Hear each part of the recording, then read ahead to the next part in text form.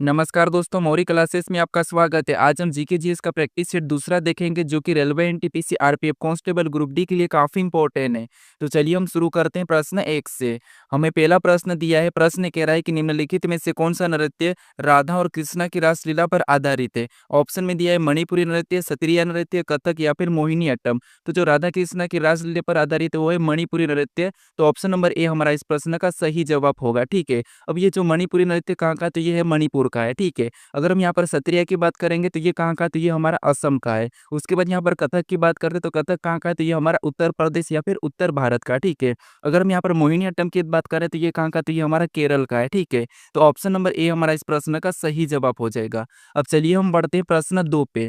अब दूसरे नंबर का प्रश्न दिया है। अब प्रश्न कह रहा है कि निम्नलिखित में से किस ग्रह का कोई उपग्रह नहीं है। ठीक है। प्रश्न कह रहा है कि निम्नलिखित में से ऐसा कौन सा ग्रह है जिसका कोई भी उपग्रह नहीं है। ठीक है। ऑप्शन में दिया है शनि, दिया है शुक्र, दिया है यूरेनस और बृहस्पति। तो देखिए सौरमंडल में हमने कितने 8 ग्रह पढ़े थे। ठीक है। कितने 8 ग्रह है। उसके जो पहले 4 ग्रह वो कौन से, तो वो है आंतरिक या पार्थिव ग्रह। ठीक है। और दूसरे जो 4 ग्रह वो कौन से, बाह्य या फिर जोविनियर। ठीक है। तो अब देखिए यहाँ पर जो पहले 4 ग्रह कौन कौन से, तो आपको हो गए बुध हो जाएगा, उसके बाद शुक्र हो जाएगा, उसके बाद तीसरा हमारा पृथ्वी और चौथा मंगल। ठीक है। ये जो 4 ग्रह है ये कौन से, ये हमारे आंतरिक या फिर पार्थिव ग्रह है। ठीक है। कौन से, आंतरिक या पार्थिव। और दूसरे हमारे 4 ग्रह जैसे बृहस्पति हो गया, बृहस्पति के बाद शनि, और शनि के बाद होंगे हमारा अरुण, और अरुण के बाद वरुण। ठीक है। ये कौन से, तो ये हमारे बाह्य ग्रह है, यानी कि हमारे कौन से, तो ये हमारे जोविनियर। ठीक है। अब देखिए हमें यहाँ पर प्रश्न पूछ रहा है कि निम्नलिखित में से किस ग्रह का कोई भी उपग्रह नहीं है। तो सौरमंडल में 2 ग्रह ऐसे हैं जिसके कोई भी उपग्रह नहीं है। तो वो कौन कौन से, तो वो हमारे यहाँ पर बुध और शुक्र जो ऐसे हैं जिनके कोई भी उपग्रह नहीं है। ठीक है। तो ऑप्शन में देखिए बुध या शुक्र, तो हमें ऑप्शन नंबर यहाँ पर बी में दिया है शुक्र। तो ऑप्शन नंबर बी हमारा इस प्रश्न का सही जवाब होगा। ठीक है। जो सबसे ज्यादा किसके उपग्रह है, तो सबसे ज्यादा जो उपग्रह है वो है शनि के। ठीक है। शनि के सबसे ज्यादा उपग्रह है। ठीक है। और मैं आपको पिछली वीडियो में बताया था कि सबसे गर्म ग्रह कौन सा है, तो वो शुक्र है। ठीक है। मैं आपको सही से वहां पर बुध बताया था, लेकिन जो शुक्र है ये सबसे गर्म ग्रह है। ठीक है। अब चलिए हम बढ़ते हैं प्रश्न 3 पे। अब तीसरे नंबर का प्रश्न दिया है। अब प्रश्न कह रहा है कि महाराष्ट्र की महिलाओं द्वारा कौन सा नृत्य किया जाता है। ठीक है। तो ऑप्शन में दिया है बिहू नृत्य, घूमर, लावणी या फिर भांगड़ा नृत्य। ठीक है। तो महाराष्ट्र की महिला द्वारा जो नृत्य किया जाता है वो है लावणी नृत्य। ऑप्शन नंबर सी हमारा इस प्रश्न का सही जवाब होगा। ठीक है। अगर हम यहाँ पर बिहू नृत्य की बात करते हैं तो ये कहाँ का है, तो बिहू हमारा असम का है। ठीक है। कहाँ का है, असम का। अगर हम यहाँ पर घूमर की बात करते हैं तो घूमर हमारा कहाँ का है, तो ये हमारा राजस्थान का। ठीक है। ये हमारा कहाँ का है, असम का। और घूमर हमारा राजस्थान का है। और यहाँ पर हम भांगड़ा नृत्य की बात करें तो ये कहाँ का, तो भांगड़ा हमारा यहाँ पर पंजाब का है। ठीक है। कहाँ का है, पंजाब का है। ठीक है। तो ऑप्शन नंबर हमारे यहाँ पर सी वाला सही जवाब होगा जो कि लावणी नृत्य। अब चलिए हम बढ़ते हैं प्रश्न 4 पे। अब 4 नंबर का प्रश्न दिया है। अब प्रश्न ये कह रहा है कि जाकिर हुसैन का संबंध किस वाद्य यंत्र से। ठीक है। यानी जो जाकिर हुसैन है इसका संबंध किस वाद्य यंत्र से, ये प्रश्न हमें पूछ रहा है। ऑप्शन में दिया है गिटार, दिया है वायलिन, दिया है शहनाई, दिया है और तबला दिया है। तो जाकिर हुसैन है, ठीक है, इसका संबंध किससे, तो इसका संबंध है ऑप्शन नंबर डी तबला से। ठीक है। किससे, तबला से। तो ऑप्शन नंबर डी हमारा इस प्रश्न यहाँ पर सही जवाब होगा। ठीक है। अगर हम यहाँ पर जाकिर हुसैन की बात करें, ठीक है, तो जाकिर हुसैन को हाल ही में, ठीक है, हाल ही में 2023 में, ठीक है, कब 2023 में इसको जो राष्ट्रपति है, ठीक है, राष्ट्रपति द्रौपदी मुर्मू, उसके द्वारा इसको यहाँ पर क्या किया था, तो इसको यहाँ पर पद्म विभूषण, ठीक है, पद्म विभूषण से सम्मानित किया गया था। ठीक है। तो ऑप्शन नंबर डी हमारा इस प्रश्न का सही जवाब होगा तबला। अब चलिए हम बढ़ते हैं प्रश्न 5 पे। अब 5 नंबर का प्रश्न दिया है। अब प्रश्न कह रहा है कि बिधान चंद्र रॉय पुरस्कार किस विषय में दिया जाता है। ठीक है। बिधान चंद्र रॉय पुरस्कार किस विषय में दिया जाता है, ये प्रश्न हमें पूछ रहा है। ठीक है। तो ऑप्शन में दिया, हमें यहाँ पर कानून दिया है, वास्तुकला दिया है, खेल दिया और दवा दिया है। ठीक है। तो जो बिधान चंद्र रॉय पुरस्कार ये हमें दवा के क्षेत्र में दिया जाता है। तो ऑप्शन नंबर डी हमारा इस प्रश्न का सही जवाब होगा। ठीक है। तो जो बिधान चंद्र रॉय ये क्या था, तो एक डॉक्टर था, इसके नाम पर ये पुरस्कार दिया जाता है। ठीक है। तो ऑप्शन नंबर डी हमारा इस प्रश्न का सही जवाब होगा। अब चलिए हम बढ़ते हैं प्रश्न 6 पे।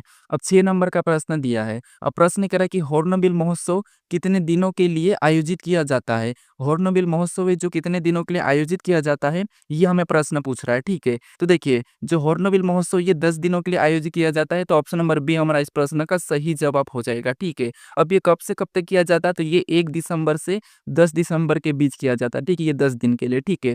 अब ये हॉर्नबिल महोत्सव ये कहाँ का है, तो आपको होगी ये हमारा नागालैंड का है। ठीक है। कहाँ का है, नागालैंड का है। तो हमारा यहाँ पर नागालैंड होगा। ठीक है। अब जो हॉर्नबिल महोत्सव है, ठीक है, इसका नाम किसके ऊपर रखा है? तो ये हॉर्नबिल पक्षी के ऊपर रखा है, ठीक है। तो यहाँ पर हमारा ऑप्शन नंबर बी हमारा इस प्रश्न का सही जवाब हो जाएगा। कहाँ का है? तो ये नागालैंड का है। इसका नाम किसके ऊपर रखा? तो ये हमारा हॉर्नबिल पक्षी के नाम से रखा गया है, ठीक है। इसको त्योहारों का त्योहार भी कहा जाता है। हॉर्नबिल को क्या कहा जाता है? त्योहारों का त्योहार भी कहा जाता है, ठीक है। अब चलिए हम बढ़ते हैं प्रश्न 7 पे। अब 7 नंबर का प्रश्न दिया है। अब प्रश्न ये कह रहा है कि चेंचेस अनुसूचित जनजाति भारत के किस राज्य से संबंधित है? ये हमें प्रश्न पूछ रहा है, ठीक है। तो जो चेंचेस अनुसूचित जनजाति ये हमारी तेलंगाना से संबंधित है, ठीक है। तो ऑप्शन नंबर डी हमारा इस प्रश्न का सही जवाब हो जाएगा, ठीक है। इससे देखिए चेंचेस लोग क्या करते हैं? चेंचू भाषा बोलते हैं, ठीक है। चेंचेस लोग क्या करते हैं? चेंचू भाषा बोलते हैं। अगर आपको तेलंगाना नहीं मिले तो आपको फिर यहाँ पर बताना या तो उड़ीसा, उड़ीसा के बाद आपको और मिलेगा आंध्र प्रदेश, या फिर आपको यहाँ पर मिल सकता है आंध्र प्रदेश के बाद कर्नाटक भी, ठीक है। कौन सा? कर्नाटक भी। तो 3 अन्य राज्य ये भी आप याद कर लेना, जैसे तेलंगाना हो गया, ओडिशा, आंध्र प्रदेश और कर्नाटक, ठीक है। तो हमारा ऑप्शन नंबर डी इस प्रश्न का सही जवाब होगा।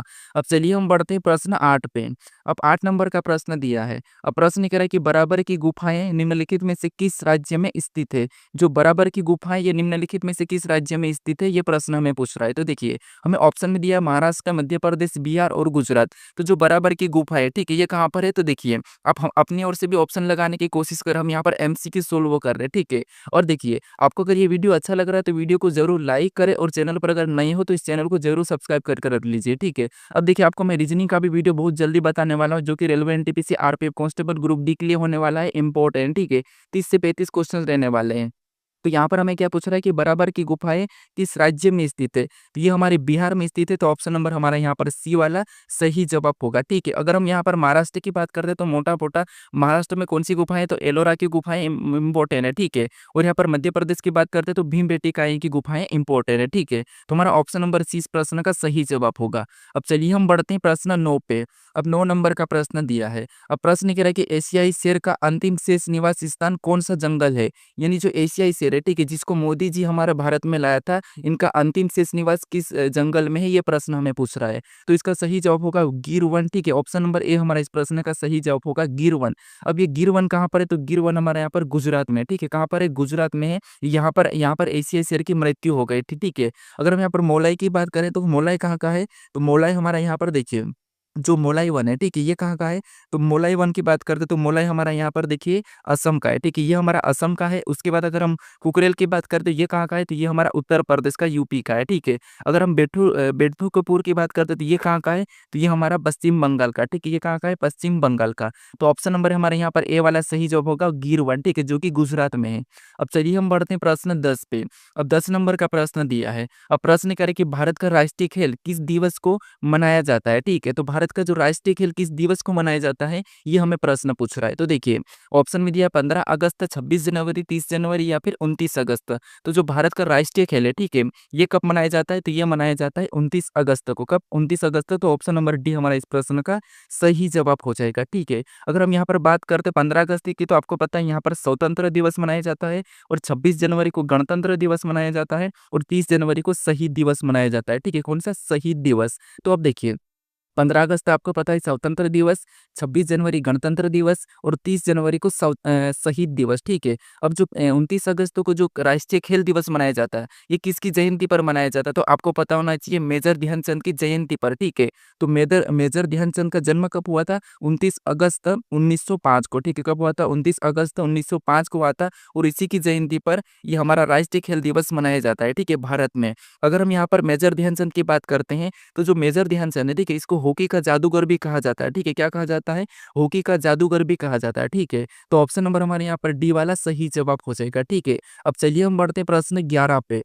अब 11 नंबर का प्रश्न दिया है। अब प्रश्न ये कह रहा है कि विश्व की पहली महिला प्रधानमंत्री का नाम बताइए। जो कि विश्व की पहली महिला प्रधानमंत्री का नाम बताइए, ये हमें प्रश्न पूछ रहा है, ठीक है। यहाँ पर हमें देखिए भारत का नहीं पूछा है, तो हमें यहाँ पर पूछा है विश्व की। तो अब देखिए हमें ऑप्शन में दिया, यहाँ पर देखिए इंदिरा गांधी भी दिया है, तो यहाँ पर आप कंफ्यूज नहीं होने का, ठीक है। तो जो विश्व की पहली महिला प्रधानमंत्री, वो है ऑप्शन नंबर बी सिरिमावे भंडार नायक है, ठीक है। सिरिमावे भंडार नायक, ये हमारे विश्व की पहली महिला प्रधानमंत्री है, ठीक है। पहली महिला प्रधानमंत्री थी। तो ऑप्शन नंबर हमारे यहाँ पर बी वाला सही जवाब होगा। अगर हम यहाँ पर इंदिरा गांधी की बात करते हैं, ठीक है, तो इंदिरा गांधी कौन है? तो ये भारत की पहली हमारी क्या है, महिला प्रधानमंत्री एकमात्र अब तक की कौन है, तो इंदिरा गांधी है, ठीक है। ये भारत की पहली महिला प्रधानमंत्री कौन है, इंदिरा गांधी। लेकिन विश्व की बात करें तो सिरिमावे भंडारनायके, ये ऑप्शन नंबर हमारा बी वाला यहाँ पर सही जवाब होगा, ठीक है। तो आपको यहाँ पर विश्व पूछा कि भारत पूछा, ये भी ध्यान रखना है, ठीक है। अब चलिए हम बढ़ते हैं प्रश्न 12 पे। अब 12 नंबर का प्रश्न दिया है। अब प्रश्न कह रहा है कि निम्नलिखित में से कौन सी एशिया की सबसे बड़ी घाटी है। हमें यहाँ पर पूछ रहा है कि निम्नलिखित में से कौन सी एशिया की सबसे बड़ी घाटी है, ठीक है। तो ऑप्शन में दिया है अलाई घाटी, डांग घाटी, चुई घाटी, फरगन्ना घाटी, ठीक है। तो इसका यहाँ पर सही जवाब होगा डांग घाटी, ठीक है। ऑप्शन नंबर 20 प्रश्न का सही जवाब होगा, जो कि एशिया की सबसे बड़ी घाटी कौन सी है, तो वो डांग घाटी है, ठीक है। अगर हम यहाँ पर बाकी घाटी की बात करते हैं तो बाकी भी घाटी जो है किर्गिस्तान की है, ठीक है। जैसे ये भी किर्गिस्तान की है, ये भी हमारे किर्गिस्तान की है, परगना ये भी किर्गिस्तान की है, ठीक है। तो जो हमारी एशिया की सबसे बड़ी घाटी ये कौन सी है, तो ये हमारी डांग घाटी है। तो ऑप्शन नंबर बी हमारा इस प्रश्न का सही जवाब हो जाएगा। अब चलिए हम बढ़ते हैं प्रश्न 13 पे। अब 13 नंबर का प्रश्न दिया है। अब प्रश्न कह रहा है कि प्रथम पैरा ओलंपिक गेम्स कहाँ आयोजित किए गए थे। यानी जो प्रथम पैरा ओलंपिक गेम हुए थे वो कहाँ आयोजित किए गए थे, ये हमें प्रश्न पूछ रहा है, ठीक है। तो देखिए जो पैरा ओलंपिक गेम ये किन खिलाड़ी के लिए, तो आपको पता होना चाहिए विकलांग के, ठीक है। ये विशेष प्रकार विकलांग के लिए, किसके लिए, विकलांग के लिए पैरा ओलंपिक होता है, ठीक है। अब ये सबसे पहला कब आयोजित हुआ था, तो पहला कहाँ पर आयोजित हुआ था, तो ये रोम में हुआ था। तो ऑप्शन नंबर हमारे यहाँ पर कौन सा वाला, बी वाला सही जवाब होगा, ठीक है। कौन सा, ऑप्शन नंबर बी। लगभग सन पूछे तो सन इसका होगा 1960। कब होगा, 1960 में हुआ था ये आयोजित, ठीक है। इनके लिए तो ये विकलांग के लिए, पैरा ओलंपिक किसके लिए, विकलांग के लिए है। तो ये रोम में हुआ था। तो ऑप्शन नंबर बी हमारा इस प्रश्न का सही जवाब हो जाएगा, ठीक है। अब चलिए हम बढ़ते हैं प्रश्न 14 पे। अब 14 नंबर का प्रश्न दिया है। अब प्रश्न कह रहा है कि भारत में मतदान की आयु कब घटाकर 18 वर्ष कर दी गई थी, ठीक है। यानी 21 से घटाकर 18 वर्ष कब कर दी गई थी, ये हमें प्रश्न पूछ रहा है, ठीक है। तो इसका सही जवाब होगा 1989। ऑप्शन नंबर बी इस प्रश्न का सही जवाब होगा, ठीक है। 1989 में 21 से घटाकर 18 कर दी, ठीक है। अगर आपको इसकी डेट पूछे तो डेट आपको बताना है 28 मार्च, ठीक है। क्या बताना है, 28 मार्च, ठीक है। अगर आपको डेट पूछ ले तो, डेट पूछे तो 28 मार्च 1989, ठीक है। तो ये 21 से घटाकर 18 कर दी थी कब, तो 1990 में कर दी, ठीक है। तो ऑप्शन नंबर बी हमारा इस प्रश्न का यहाँ पर सही जवाब हो जाएगा। अब चलिए हम बढ़ते हैं प्रश्न 15 पे। अब 15 नंबर का प्रश्न दिया है और प्रश्न कह रहा है कि निम्नलिखित में से प्राचीन भारत की कौन सी लिपि दाई से बाई ओर लिखी जाती है। यहाँ पर ये कह रहा है कि निम्नलिखित में से कौन सी प्राचीन भारत की लिपि जो दाई से बाई ओर लिखी जाती है, ठीक है। हम क्या करते हैं, अभी बाई ओर से लिख के दाई ओर जाते हैं, ठीक है। और यहाँ पर जो प्राचीन भारत की लिपि वो क्या करती थी, वो दाई ओर से यहाँ पर लिखकर बाई ओर लिखी जाती थी। तो वो कौन सी भाषा यानी कि कौन सी लिपि, ये प्रश्न हमें पूछ रहा है। तो देखिए इसका सही जवाब होगा ऑप्शन नंबर सी, खरोष्टी, ठीक है। कौन सी, खरोष्टी, जो कि दाई से बाई ओर लिखी जाती है, ठीक है। तो हमारा ऑप्शन नंबर यहाँ पर सी वाला सही जवाब हो जाएगा। अब चलिए हम बढ़ते हैं प्रश्न 16 पे। अब 16 नंबर का प्रश्न दिया है। अब प्रश्न कह रहा है कि यहाँ पर तराइन का द्वितीय युद्ध कब लड़ा गया था, ठीक है। तराइन का द्वितीय युद्ध कब लड़ा गया था, ये हमें प्रश्न पूछ रहा है। अगर आपको तराइन का प्रथम युद्ध पता होगा तो आप द्वितीय आसानी से बता दोगे, ठीक है। तो जो तराइन का द्वितीय युद्ध कब लड़ा गया था, ये तो 1192 में लड़ा गया था। तो ऑप्शन नंबर सी हमारा इस प्रश्न का सही जवाब होगा, ठीक है। इसका प्रथम युद्ध कब लड़ा गया था, तो प्रथम युद्ध लड़ा गया था 1191 में। कब, 1191 में प्रथम युद्ध लड़ा गया था। तो जो प्रथम युद्ध लड़ा वो किन के बीच लड़ा गया था, तो पृथ्वीराज चौहान और मोहम्मद गोरी के बीच में, ठीक है। तो जब विजय कौन हुआ था, जब वहां पर हुआ था पृथ्वीराज चौहान यहाँ पर जीते थे, ठीक है। ये विजय हुआ था। अगर हम यहाँ पर द्वितीय युद्ध की बात करते हैं तो वहां पर भी द्वितीय युद्ध भी पृथ्वीराज चौहान और मोहम्मद गोरी के बीच में ही लड़ा गया था, दूसरा युद्ध, ठीक है। उसमें कौन विजय हुआ, तो वहां पर हुआ था मोहम्मद गोरी विजय हुआ था, ठीक है।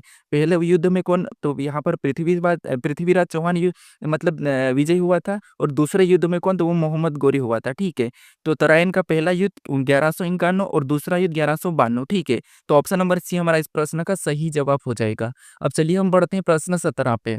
अब 17 नंबर का प्रश्न दिया है। अब प्रश्न कह रहा है कि जलियांवाला बाग हत्याकांड कब किस स्थान पर हुआ था, ठीक है। यहाँ पर कह रहा है कि जलियांवाला बाग हत्याकांड कब और किस स्थान पर हुआ था, ये हमें प्रश्न पूछ रहा था। तो इससे पहले वाले प्रैक्टिस सेट हमने देखा था कि उसमें जो जलियांवाला बाग हत्याकांड का जो जिम्मेदार वो कौन है, हमने ये भी देखा था। तो वो कौन था, वो जनरल डायर था, ठीक है। इसका जिम्मेदार कौन था, जनरल डायर था, ये हमने पढ़ लिया था। उसके बाद हमने ये भी देखा था कि जलियांवाला बाग हत्याकांड में जो अपनी नाइटहुड की उपाधि त्याग दी थी, वो किसने त्याग दी थी, ये भी हमने देखा था। तो वो रविंद्रनाथ टैगोर ने त्याग दी, ठीक है। उपाधि किसने टांगी थी, नाइटहुड की। नाइटहुड की उपाधि किसने टांगी थी?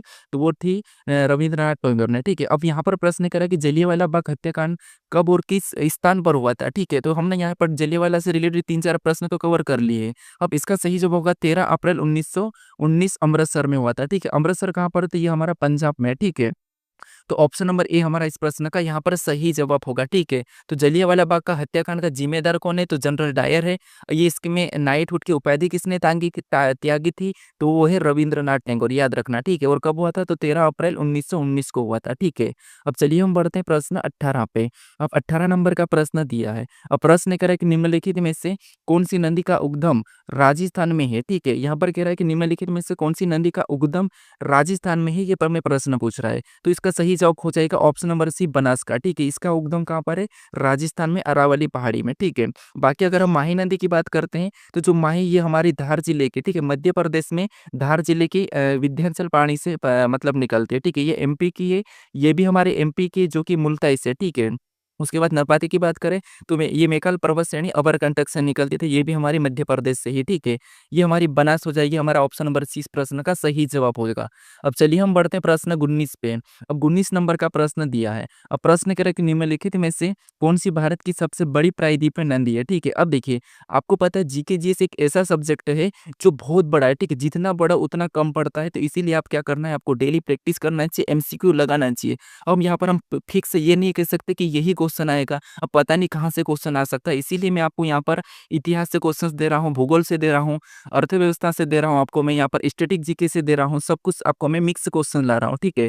तो इसमें से आपका अच्छी तैयारी हो जाएगी क्योंकि मिक्स क्वेश्चन पढ़ना अच्छा है। अगर आप केवल के केवल इतिहास पढ़ोगे तो उसमें से मान लो इतिहास के आपको 3 क्वेश्चन परीक्षा में देखने को मिले और भूगोल के 2 मिले, ठीक है। मान लो स्टैटिक जीके के आपको लगभग 7 मिल गए, बाकी करंट से आपको 5 मिल गए, और भी अगर बात करते अर्थव्यवस्था की तो उसके भी 2 मिल गए। ऐसे करके आप अगर 20 क्वेश्चंस करते हो तो आपको देखिए यहाँ पर हम मिक्स क्वेश्चन कर रहे तो आपको यहाँ पर लगभग 1-2 प्रश्न की तैयारी हो जाती। लेकिन अगर आप इतिहास की तैयारी करोगे यानी कि इतिहास ही पढ़ोगे केवल एक ही, तो इसमें फिर आपको यहाँ पर चांस कम रहता है, ठीक है। तो इसीलिए मैं जो मेरे प्रैक्टिस से चल रहे हैं इसमें मैं आपको मिक्स दे रहा हूँ, ठीक है। जैसे कि 5-6 क्वेश्चन आपको इतिहास से मिलेंगे, 5-6 क्वेश्चन आपको भूगोल से मिलेंगे, फिर 7-8 क्वेश्चन आपको स्टैटिक जीके से मिलेंगे, उसके बाद आपको अर्थव्यवस्था से 3-4 क्वेश्चन, फिर आपको साइंस से भी 1-2 क्वेश्चन मिल जाएँगे, ठीक है। तो मैं आपको जैसे परीक्षाओं में जो पूछे जाते हैं ना मिक्स क्वेश्चन, वैसे ही ला रहा हूँ, ठीक है। तो इस प्रैक्टिस सेट को आप अपने दोस्तों तक भी ज़्यादा से ज़्यादा ज़रूर शेयर करिएगा, ठीक है। तो यहाँ पर हमें प्रश्न क्या पूछ रहा है कि निम्नलिखित में से कौन-सी भारत की सबसे बड़ी प्रायद्वीपीय नदी है, ठीक है। तो वो हमारी ऑप्शन नंबर ए गोदावरी नदी है, ठीक है। ये ऑप्शन नंबर ए हमारा इस प्रश्न का सही जवाब होगा। अब देखिए, गोदावरी नदी को देखिए आकार और इसके कारण इसको क्या कहते हैं, तो आप कहोगे इसको हम दक्षिण भारत की गंगा भी कहते हैं, ठीक है। क्या कहते हैं? दक्षिण भारत की गंगा भी कहते हैं गोदावरी नदी को। तो हमारा ऑप्शन नंबर ए इस प्रश्न का सही जवाब हो जाएगा। अब चलिए हम बढ़ते हैं प्रश्न 20 पे। अब 20 नंबर का प्रश्न दिया है। अब प्रश्न करके रबी और खरीफ के बीच की फसल ऋतु को कहा जाता है, यानी यहाँ पर रबी और खरीफ के बीच की फसल की ऋतु को क्या कहा जाता है, ये हमें प्रश्न पूछ रहा है। तो देखिए, हमने पिछले प्रैक्टिस सेट में खरीफ की फसल पढ़ी थी और वहाँ पर मैं आपको बताया कि रबी की फसल कौन-सी होती है, वो भी बता चुका हूँ, ठीक है। तो यहाँ पर देखिए, मुख्य रूप से आमतौर पे भारत में 3 फसल ऋतु है, कौन-कौन सी है? तो एक रबी, एक खरीफ है, एक दूसरी और मैं आपको यहाँ पर बताऊँगा, ठीक है। तो यहाँ पर जैसे देखिए, सबसे देखिए पहली कौन-सी हो जाएगी, तो आपको अगर रबी होगी, एक हमारी कौन-सी होगी, रबी होगी, दूसरी हमारी यहाँ पर इनके बीच की कौन-सी होगी, तो बीच की होगी जायद, कौन-सी होगी, जायद हो जाएगी, ठीक है। कौन-सी होगी, जायद होगी, और यहाँ पर इसके पीछे वाली कौन-सी होगी, तो वो होगी खरीफ की होगी, ठीक है। ये आगे-पीछे कर सकते हो आप, यहाँ पर कौन-सा हो जाएगा, खरीफ की हो जाएगी, ठीक है। कौन-सी, खरीफ की। तो यहाँ पर देखिए, यहाँ पर इसके बीच की फसल कौन-सी है, फसल ऋतु कौन-सी हो, तो जायद की है। तो ऑप्शन नंबर डी हमारा इस प्रश्न का सही जवाब होगा, ठीक है। कौन-सा होगा, ऑप्शन नंबर सी। अब आपको पता है यहाँ पर रबी के अंदर कौन-सी आती है, जो ठंड में उगाई जाने वाली, जैसे गेहूँ हो गया, जौ हो गया, चना हो गया, सरसों होगा, ये हमारी रबी के अंतर्गत आती है। यहाँ पर अगर खरीफ की बात करते हैं, तो खरीफ के अंदर आपको पता है यहाँ पर क्या आता है, ज्वार आता है, बाजरा आता है, मक्का आता है, बाकी धान, ये हमारा खरीफ के अंदर आता है, जो कि बरसात में उगाई जाता है, ठीक है। और यहाँ पर जायद फसल की बात करते हैं, तो इसके अंदर कौन-सी फसल आती है? तो इसके अंदर आती है जैसे तरबूज हो गया, खरबूज हो गया, खीरा हो गया, ककड़ी हो गया, आदि ये हमारे जायद के अंदर आते हैं, ठीक है। तो रबी और खरीफ के बीच की जो ऋतु है, वो कौन-सी है? तो वो जायद है, ठीक है।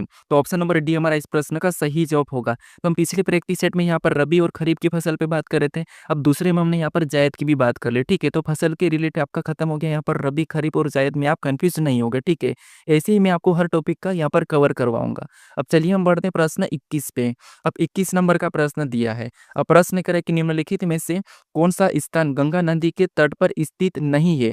यहाँ पर कह रहा है कि निम्नलिखित में से कौन-सा स्थान जो कि गंगा नदी के तट पर स्थित नहीं है, ये हमें प्रश्न पूछ रहा है। तो आपको यहाँ पर नहीं है, ये याद रखना है। और देखिए गंगा नदी हमारे इम्पोर्टेंट है, भारत की सबसे बड़ी नदी है, तो यहाँ पर इसीलिए गंगा नदी के तट पे जो शहर है, उनका भी प्रश्न पूछता है, ठीक है? तो नहीं है, ये प्रश्न पूछ रहा है, तो हमें ऑप्शन भी दिया वाराणसी, हजारीबाग, कानपुर और फाफामाऊ। तो यहाँ पर देखिए हजारीबाग जो है ये इसके तट पर नहीं है, ठीक है? ये हमारा झारखंड का एक शहर है। क्या है? तो ये हमारा झारखंड का एक शहर है, तो ऑप्शन नंबर बी हमारा इस प्रश्न का सही जवाब होगा, ठीक है? बाकी यहाँ पर यूपी में वाराणसी है, कानपुर है, फाफामाऊ भी एक स्टेशन है, ठीक है? तो ऑप्शन नंबर बी हमारा ये जो कि हजारीबाग है, ये गंगा नदी के तट पे स्थित नहीं है, ठीक है? ये हमारा कहाँ पर है? तो झारखंड का एक शहर है, तो ऑप्शन नंबर बी हमारा इस प्रश्न का सही जवाब हो जाएगा। अब चलिए हम बढ़ते हैं प्रश्न 22 पे। अब 22 नंबर का प्रश्न दिया है। प्रश्न कह रहा है कि निम्नलिखित में से कौन-सा विश्व का तीसरा सबसे ऊँचा पर्वत है, ठीक है? यहाँ पर कह रहा है कि निम्नलिखित में से कौन-सा विश्व का तीसरा सबसे ऊँचा है? हमें यहाँ पर पूछा है तीसरा, याद रखना आपको यहाँ पर तीसरा सबसे ऊँचा पूछा है, ठीक है? तो देखिए, अगर हम यहाँ पर पहले की बात करते हैं, तो पहला हमारा कौन-सा है? तो आप कहोगे माउंट एवरेस्ट, यानी कि जो माउंट एवरेस्ट ये पहला है, ठीक है? अगर हम दूसरे की बात करते हैं, दूसरा कौन-सा है? तो दूसरा हमारा K2 है, ठीक है? ये K2 विश्व का दूसरा सबसे ऊँचा पर्वत है। और यहाँ पर हमें तीसरा पूछा है, तो तीसरा कौन-सा है? तो वो है कंचनजंगा। कौन-सा है? कंचनजंगा, तो ये हमारा तीसरा है। तो कभी भी आपको विश्व का पहला पूछे तो आप बताओगे माउंट एवरेस्ट, अगर आपको दूसरा पूछे तो K2 बताओगे और तीसरा पूछे तो कंचनजंगा। तो ऑप्शन नंबर हमारे यहाँ पर बी वाला सही जवाब होगा कंचनजंगा, ठीक है? तो ये याद रखना। अब चलिए हम बढ़ते हैं प्रश्न 23 पे। अब 23 नंबर का प्रश्न दिया है। अब प्रश्न करा कि एशिया की सबसे लंबी नदी का नाम क्या है? यानी एशिया की सबसे लंबी नदी कौन-सी है? हमें ये प्रश्न हमें पूछ रहा है, ठीक है? अब कुछ स्टूडेंट मुझे कमेंट करेंगे कि देखिए सर आप जो जीके पढ़ा रहे हो या जीकेएस पढ़ा रहे हो वहाँ से प्रश्न नहीं पूछेंगे या नहीं आएँगे, तो आप कैसे कह सकते हैं आप बताओ? देखिए, मैं जितने भी प्रश्न यहाँ पर ला रहा हूँ सारे के सारे प्रीवियस ईयर है, ठीक है? पिछली परीक्षाओं में पूछे जा रहे हैं, तो उसके हिसाब से मैं आपको चारों ऑप्शन के कुछ डिटेल भी बता रहा हूँ, ठीक है? मोटा-मोटा आपको बता रहा हूँ कि ये यहाँ का है, उसके रिलेटेड बता रहा हूँ। तो आपको वीडियो देखना चाहिए ताकि क्या पता आपके नंबर कभी भी आपके परीक्षाओं में प्रश्न फँस सकते हैं, इसलिए आपको पढ़ते रहना चाहिए। तो हमें यहाँ पर प्रश्न पूछ रहा है कि एशिया की सबसे लंबी नदी कौन-सी है? ये हमें प्रश्न पूछ रहा है, ठीक है? तो इसका सही जवाब क्या होगा? यांगत्जे नदी, ऑप्शन नंबर बी, ठीक है? कौन-सा होगा? यांगत्जे नदी, ऑप्शन नंबर बी, जो कि एशिया की सबसे बड़ी नदी है, ठीक है? अगर हम यहाँ पर बात करते हैं जैसे अमेज़न नदी दिया है, यहाँ पर नील नदी दिया है, तो वी नील तो हमारी क्या है? तो ये संसार की सबसे लंबी नदी है, ठीक है? ये हमारी संसार की सबसे लंबी नदी कौन-सी होगी? तो वो होगी हमारी नील नदी जो कि संसार की है, ठीक है? और एशिया की कौन-सी? यांगत्जे। अगर हम भारत की बात करते हैं तो भारत की सबसे लंबी नदी कौन-सी है? तो आप कहोगे भारत की गंगा नदी हो जाएगी, ठीक है? कौन-सी होगी? गंगा नदी। देखिए सबसे बड़ी नदी शायद से मैं गलत बताया था, यहाँ पर गंगा नदी सबसे लंबी नदी भारत की है, ठीक है? एशिया की यांगत्जे और विश्व की पूछे तो आपको संसार की पूछे तो वो होगी नील नदी। तो यहाँ पर आपका 3 प्रश्न हो रहा है, ठीक है? पहला कौन-सा? भारत की अगर पूछा आपको तो गंगा नदी सबसे लंबी है। अगर आपको एशिया की सबसे लंबी नदी पूछा तो वो कौन-सी होगा? यांगत्जे नदी हो जाएगा। उसके बाद अगर आपको विश्व यानी कि संसार की पूछे तो वो होगी आपकी नील नदी, ठीक है? तो ये 3 प्रश्न आपके बन चुके हैं, ठीक है? अब चलिए हम बढ़ते हैं प्रश्न 24 पे। अब 24 नंबर का प्रश्न दिया है। अब प्रश्न कह रहा है कि यहाँ पर निम्न में से भारत में सबसे पहले कौन-सा बैंक खोला गया था, ठीक है? यहाँ पर कह रहा है कि निम्न में से भारत में सबसे पहले कौन-सा बैंक खोला गया था, ये हमें प्रश्न पूछ रहा है। तो ऑप्शन में दिया पंजाब नेशनल बैंक, भारतीय स्टेट बैंक, आरबीआई या फिर बैंक ऑफ हिंदुस्तान, ठीक है? तो इसका जो सही जवाब होगा वो option number D, bank of Hindustan जो कि सबसे पहला बैंक खोला गया था, ठीक है? भारत में सबसे पहला बैंक कौन-सा खोला गया था? तो बैंक ऑफ हिंदुस्तान, ठीक है? अब ये कब खोला गया तो इसकी बात करते हैं। ये खोला गया था 1770 में, ठीक है? कब खोला गया था? 1770 में खोला गया था। कब? 1770 में ये खोला गया था। कहाँ पर? तो कोलकाता में। कहाँ पर खोला गया था? तो ये हमारा कोलकाता में खोला गया था, ठीक है? कहाँ पर? कोलकाता में। अब इसको देखिए बंद भी कर दिया गया था। ये बंद कब हुआ था? तो ये बंद हुआ था 1832 में, ठीक है? कब बंद हुआ था? ये 1832 में इसको बंद कर दिया। खोला कब? तो 1770 में और बंद कब करा था? 1832 में। कहाँ पर खोला था? तो कोलकाता में, ठीक है? कौन-सा बैंक का? तो बैंक ऑफ हिंदुस्तान, ठीक है? तो आपको यहाँ पर सन भी याद रखना है। अब चलिए हम बढ़ते हैं प्रश्न 25 पे। अब 25 नंबर का प्रश्न दिया है। अब प्रश्न करें कि जब भारत में पहली पंचवर्षीय योजना तैयार की गई थी, तब कौन योजना आयोग के अध्यक्ष थे? यहाँ पर ये कह रहा है कि जब भारत में पहली पंचवर्षीय योजना की गई थी, तब भारत में योजना आयोग के कौन अध्यक्ष थे? ये प्रश्न हमें पूछ रहा है, ठीक है? तो देखिए, हमने टोटल आपको पता है पिछले प्रैक्टिस सेट में मैं बताया था कि अंतिम पंचवर्षीय योजना कौन-सी है? तो 12वीं थी, ठीक है? कौन-सी? 12वीं जो कि अंतिम पंचवर्षीय योजना है। अब यहाँ पर हमें पहली पंचवर्षीय योजना की बात करते हैं क्योंकि पंचवर्षीय योजना से भी एक प्रश्न आपकी परीक्षाओं में बनता है। तो अब देखिए यहाँ पर अंतिम हमारी 12वीं पंचवर्षीय योजना है और पहली पंचवर्षीय योजना जब तैयार की गई थी, उसके अध्यक्ष कौन थे? तो वो थे जवाहर नेहरू, ठीक है। कौन थे? जवाहर नेहरू। तो ऑप्शन नंबर हमारे यहाँ पर डी वाला सही जवाब होगा, ठीक है। कौन सा? Option number D, Jawahar Nehru. अब देखिए, अब चलिए हम बढ़ते हैं प्रश्न 26 पे। अब 26 नंबर का प्रश्न दिया है। अब प्रश्न कह रहा है कि निम्नलिखित में से पानी में घुलनशील विटामिन का चयन करें। यानी यहाँ पर देखिए हमारा साइंस का प्रश्न हमें कह रहा है कि पानी में घुलनशील विटामिन का चयन करें। तो देखिए, आपको पता है वसा और जल में घुलनशील कौन-कौन से विटामिन, ये आपको याद होना चाहिए, ठीक है। तो मैं आपको बताता हूँ, ठीक है। एक आपने यहाँ पर एक ट्रिक सुनी होगी कि गई भैंस पानी में, क्या बोलते हैं अपन? गई भैंस पानी में। गई भैंस पानी में मतलब बी और सी, ठीक है। क्या हो जाएगा? तो बी और सी, जैसे गई भैंस पानी में मतलब बी, भैंस बी और सी, गई भैंस पानी में, तो ये पानी में घुलनशील है, ठीक है। ये क्या हो जाएगा? तो ये हमारा पानी में घुलनशील हो जाएगा बी और सी। बाकी जितने भी ये सभी के सभी क्या है? वसा में घुलनशील है, ठीक है। बाकी जितने भी वो सभी के सभी क्या है? वसा में घुलनशील है। तो पानी में कौन से? बी और सी। अब याद रखना, गई भैंस पानी में मतलब बी और सी, जो पानी में घुलनशील है। तो ऑप्शन में देखिए बी या सी दिया है, तो सी दिया है, तो ऑप्शन नंबर सी हमारा इस प्रश्न का सही जवाब होगा, ठीक है। अगर हम विटामिन ए की कमी की बात करते हैं, तो आपको पता है विटामिन ए की कमी से रतौंधी रोग होता है और सी की कमी से स्कर्वी रोग होता है, ठीक है। ये तो आपको पता ही है। तो हमारा यहाँ पर ऑप्शन नंबर सी इस प्रश्न का सही जवाब होगा, ठीक है। अब चलिए हम बढ़ते हैं प्रश्न 27 पे। अब 27 नंबर का प्रश्न दिया है। अब प्रश्न कह रहा है कि निम्नलिखित में से कौन सा आर्थ्रोपोडा संघ का सदस्य नहीं है, ठीक है। यहाँ पर कह रहा है कि निम्नलिखित में से कौन सा आर्थ्रोपोडा संघ का सदस्य नहीं है। अब पिछली बार जो अभी हाल ही में आरपीएफ एसआई की जो एग्जाम हुई है, ठीक है, उसमें संघ से लेकर रोज एक प्रश्न पूछा जा रहा था, ठीक है, यानी कि फाइलम से लेके। तो आपको फाइलम भी याद रखना है क्योंकि रेलवे पूछ रही है। तो देखिए, आर्थ्रोपोडा के अंदर, आर्थ्रोपोडा फाइलम के अंदर जो जीव आते हैं, वो कैसे रहते हैं? जिनका शरीर खंड में होता है, ठीक है। जिनका शरीर खंड में होता है, वो आर्थ्रोपोडा के अंदर आता है। तो यहाँ पर देखिए, जैसे तितली, तितली तो हमें यहाँ पर नहीं है पूछा है, ठीक है। तो तितली का शरीर खंड में होता है, मतलब ये होता है। झींगा भी खंड में होता है, टिड्डी भी खंड में होती है। लेकिन जो घोंघा है, ये हमारा यहाँ पर सही जवाब होगा ऑप्शन नंबर डी। इसका जो घोंघा है, ये किसके अंदर आता है? तो ये मोलस्का के अंदर आता है और ये मुलायम होता है, ठीक है। तो ऑप्शन नंबर हमारे यहाँ पर डी वाला सही जवाब होगा, जिसको हम क्या कहते हैं? पायला भी बोलते हैं, ठीक है। तो हमारा ऑप्शन नंबर डी इस प्रश्न का सही जवाब होगा। जो घोंघा है, जो अपने शरीर को अपना शरीर के ऊपर एक आवरण करता है, वो कौन सा है? कैल्शियम कार्बोनेट का, ठीक है। तो ऑप्शन नंबर डी हमारा इस प्रश्न का सही जवाब होगा। अब चलिए हम बढ़ते हैं प्रश्न 28 पे। अब 28 नंबर का प्रश्न दिया है। अब प्रश्न कह रहा है कि जीएसटी बिल में कितने टैक्स स्लैब वर्गीकृत है। यहाँ पर कह रहा है कि जीएसटी बिल में कितने टैक्स स्लैब वर्गीकृत है, ये हमें प्रश्न पूछ रहा है। तो जीएसटी बिल में 4 स्लैब वर्गीकृत है, ठीक है। कौन से 4? तो ऑप्शन नंबर डी हमारा इस प्रश्न का यहाँ पर सही जवाब होगा। अब कौन-कौन से, तो कौन-कौन से इसकी बात करते हैं, तो वो है देखिए, सबसे पहला तो हमारा 5% है, ठीक है। कौन सा है? 5%।